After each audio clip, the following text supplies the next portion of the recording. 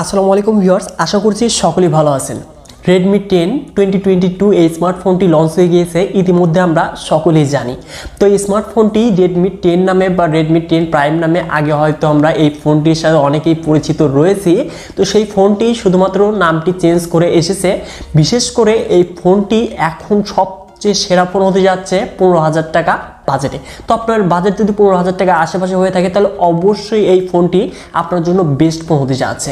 তো এই ফোনটিতে কি কি ফিচার্স থাকছে এবং মূলত কাদেরকে এই স্মার্টফোনটি কেনা উচিত, এবং এই ফোনটি রিয়েলমির সাথে রিয়েলমি 9 এই স্মার্টফোনটি কিন্তু লঞ্চ হয়েছে। তো রিয়েলমির যে মার্কেট খাইয়ে দিবে এই ফোনটি, তা তো চোখ বন্ধ করে বলাই যাচ্ছে।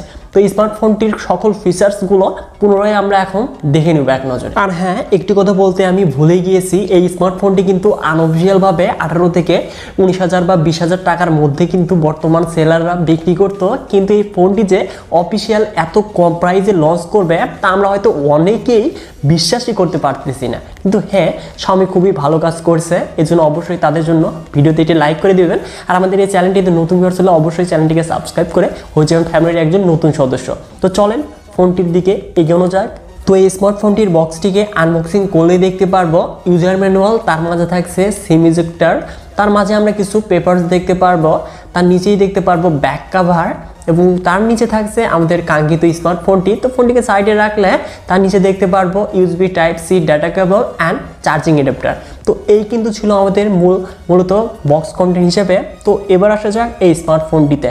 তো ফোনটির ফ্রেম এবং রিয়ারে দেখতে পারবো প্লাস্টিক, যেটি কিনা গ্লসি ফিনিশিংয়ের সাথে আসছে, যেটি দেখতে অনেকটাই প্রিমিয়াম দেখা যাবে।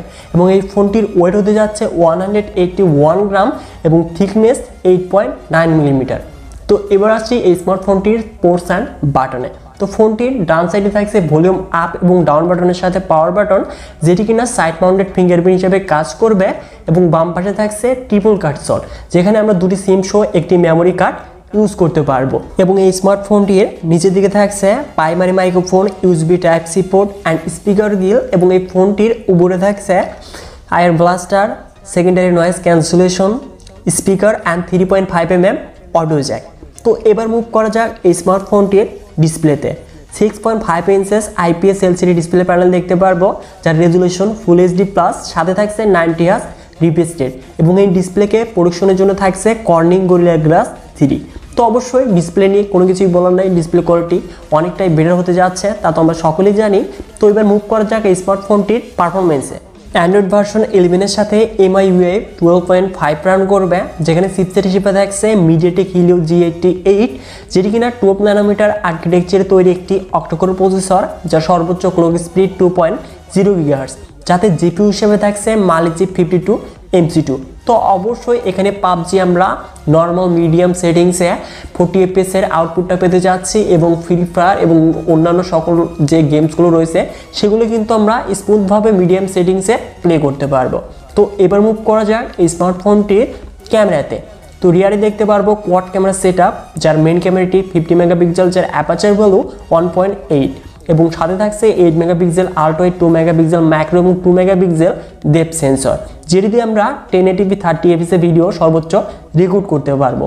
এবং এই ফোনটির ফ্রন্টে থাকছে 8 মেগাপিক্সেল সেলফি ক্যামেরা, যেটি দিয়েও আমরা 1080p 30 fps ভিডিও রেকর্ড করতে পারবো। সো এবার আসি এই স্মার্টফোনটির কমন ফিচার্সে।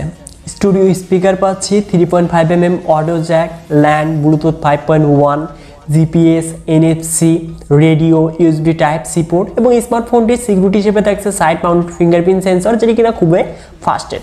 তো এবার মুভ করা যাক এই ফোনটির ব্যাটারিতে। 5000 mAh নন রিমুভেবল ব্যাটারি থাকছে, যেটি কিনা 8 ওয়াট ফাস্ট চার্জিং সাপোর্ট। এবং এই ফোনটি আমরা মোট 3টি কালার ভেরিয়েন্টে পেতে যাচ্ছি, grey, white and blue colour. তো এবার আসি এই স্মার্টফোনটির প্রাইসে। তো এই স্মার্টফোনটি বাংলাদেশে সদ্য লঞ্চ হয়েছে, এটির 4GB 64GB ভেরিয়েন্টের প্রাইস রাখা হয়েছে 14,999 টাকা, এবং 6GB 128GB ভেরিয়েন্টের প্রাইস রাখা হয়েছে 16,999 টাকা। তো সদ্য Realme 9i এই স্মার্টফোনটি কিন্তু লঞ্চ হয়েছে। তো এই প্রাইসেই কিন্তু ওভার প্রাইসে কিন্তু লঞ্চ হয়েছে। তো সেই ফোনটিতে যে ফিচার্স রয়েছে সেই ফিচার্সের সাথে তুলনা করলে এই ফোনটি কিন্তু অনেকটাই এগিয়ে রয়েছে, এবং প্রাইসটাও কিন্তু কম। এবং এই জন্য অবশ্যই এই ফোনটি যে বাজার কাঁপাতে যাচ্ছে তা তো 100% গ্যারান্টি দিয়ে বলাই যায়। আর আপনারা যারা টুকিটাকি গেমিং করে থাকেন, ভালো একটা ক্যামেরা ক্যামেরাওয়ালা ফোন নিতে চাচ্ছেন, মানে কম বাজেটে ভালো ফিচার্স যুক্ত ফোন নিতে চাচ্ছেন, তাহলে অবশ্যই মানে 15,000 টাকা বাজেটে এই ফোনটি আপনি চোখ বন্ধ করে নিয়ে নিতে পারেন।